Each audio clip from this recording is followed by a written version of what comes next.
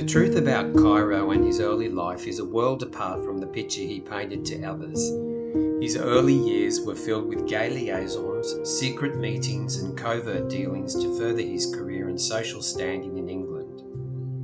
16-year-old William Warner, alias Cheiro, was working at the International Hotel in Bray Island as a bellboy when he first met Oscar Wilde. Wilde's family had property in the town, and it was through this contact that Cheiro came to England.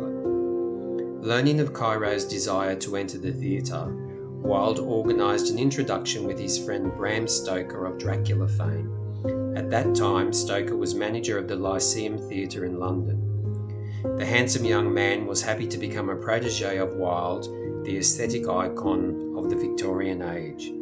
He also arranged for Cheiro to take his place as lodger at the home of his artist friend Frank Miles in Tite Street, Chelsea, as he was leaving for his lecture tour of the USA. Miles became infatuated with the charismatic young Irishman after painting his portrait and was eventually committed to an asylum in 1887. Wilde's A Picture of Dorian Gray was inspired by the characters of Cheiro and Miles. Whilst working as a stagehand at the Lyceum, Cheiro was influenced by the actor Henry Irving, a devotee of occultism. During this time, Cheiro moved in the literary and artistic gay circles of London. The writer Hamilton Ade hosted evenings attended exclusively by numerous young male artists. Well-known gay personalities such as Robert Hitchens, Reginald Turner and Robert Ross, and Edward Benson were close friends. Cheiro accompanied Oscar Wilde when he travelled to Paris for the 1889 World's Fair. Robert Hitchens, working as a journalist, became particularly close after Cheiro's falling out with Wilson Barrett on the 1886 American tour. Returning to London, he found it difficult to find work again in the theatre. Hitchens provided much needed support at the time. His meeting with Oscar Wilde's friend Ed Heron Allen changed the direction of his career. The educated solicitor had written a detailed work on palmistry, which Cheiro was to study. Despite his claims of learning the art in India, the closest he ever came to the Orient was the Indian Pavilion at the Paris Expo. Through Hitchens, he explored the journalistic world, studied at the Ben Greet Acting School, and conferred with other well-known palmers such as Catherine St Hill from the London Chirological Society. When Hitchens introduced Cheiro to the gay bachelor, Alexander Hood Nelson, the Duke of Bronte, it was the beginning of his inroads to the royal family. Before long, he was reading for the Princess Mary Adelaide and her daughter, the future Queen Mary, and the Prince of Wales. Wilde's friendship with the Duchess of Sutherland gave Cheiro an introduction to a woman of incredible wealth.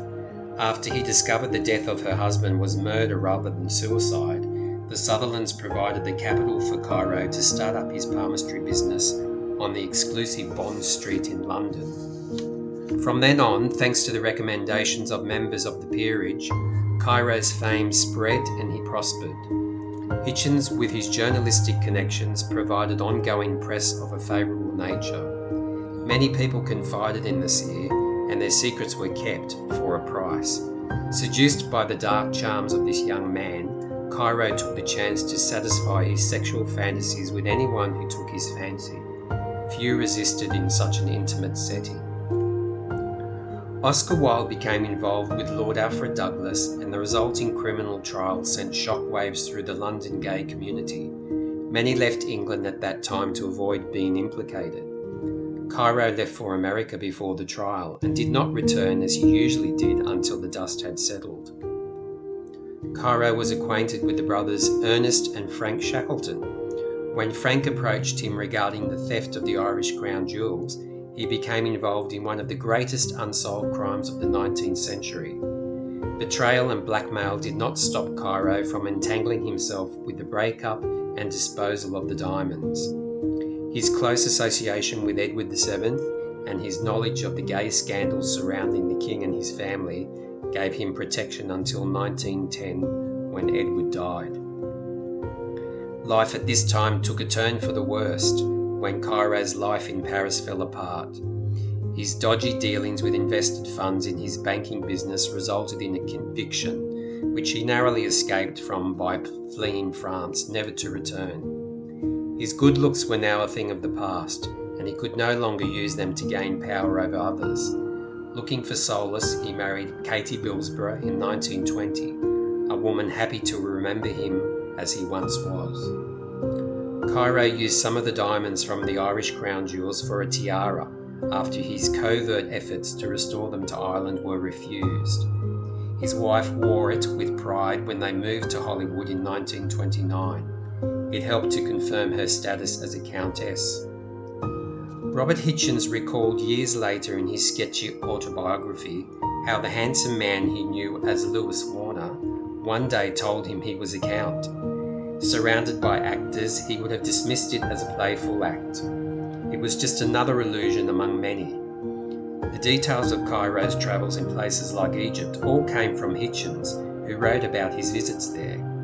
It was all fiction, recognised by a man who became a successful fiction writer. Living in California during the Great Depression wasn't easy for Cheiro, but there were still plenty of movie stars with money who visited him in his huge rented home on Hollywood Boulevard. He was among others living a life of illusion, debauchery and fame, all wanting to know if their star would continue to shine. In the end, it was their radiance and stories that kept him alive until his sudden demise in 1936. Details of Cheiro's exploits through his eyes can be found in Diary of a Palmist by Stephen Dundon-Smith.